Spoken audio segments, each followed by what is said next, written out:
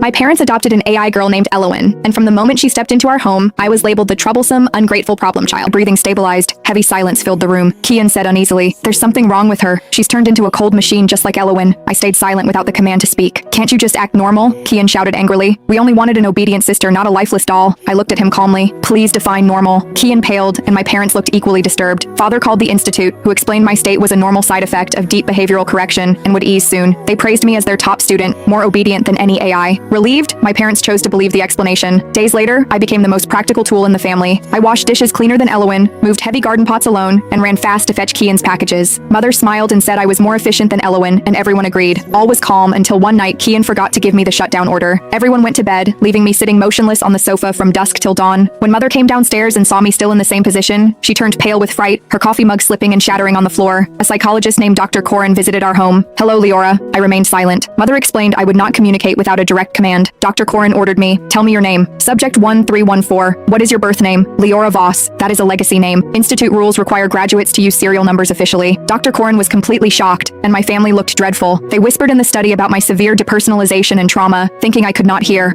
From then on, they treated me cautiously as if I were fragile glass. On Elowen's birthday, the family decided to send her away. The living room was decorated with balloons and a delicate two-tiered cake. Elowen walked to me gently. "Happy birthday, sister." I blinked, suddenly realizing today was also my birthday, but no one remembered. 3 years ago on this day, I was forced into a car and sent to the institute. I once begged Mother for a piece of birthday cake before leaving, but she said I could only have it after becoming a good girl. I had learned to obey perfectly, yet I never got that cake. Elowen smiled mysteriously. "The definition of normal is pushing down people you dislike. Push me." Just like 3 years ago, I saw strange glints in her eyes, far from gentleness. She had given me the definition of normal. I placed hands on her shoulders, and before I pushed, Elowen collapsed to the ground like a withered flower. Kian walked in with a fruit tray and shouted at me furiously. The tray fell, fruits rolling everywhere. Elowen sat on the ground, tears welling up, pretending to be hurt. "Sister, why did you push me?" I knew she was faking. Her tears and trembling were all programmed simulations. Mother flew into rage instantly. "How dare you hurt Elowen? She told me to do it." "Liar!" Elowen sobbed. Kian helped Elowen up gently, blaming me with disappointment. "You never change. You're just jealous of Elowen and faked obedience all these years." Mother was furious. "We even felt guilty for sending you away and planned to make it up to you. Yet you remain vicious and ungrateful." I wanted to defend myself that the institute had broken me, that they were the ones who sent me there, but I could not speak without a command. "Say something," Mother screamed. "I have not received the command to speak." Mother's face flushed with anger. Suddenly Kian snapped, "Just go die." The room fell quiet. Before anyone could react, Elowen convulsed, foaming at the mouth. My parents and Kian all surrounded Elowen in panic, calling emergency services. No one spared me a glance. I stared at the garden outside, whispering silently. Command received, terminating life. No one heard me. I walked slowly toward the balcony, cold night wind brushing my skin. "Leora!" Kian spotted me first, panicked. Mother turned around, terrified, shouting my name. I wore a faint smile, ready to carry out the fatal command without hesitation.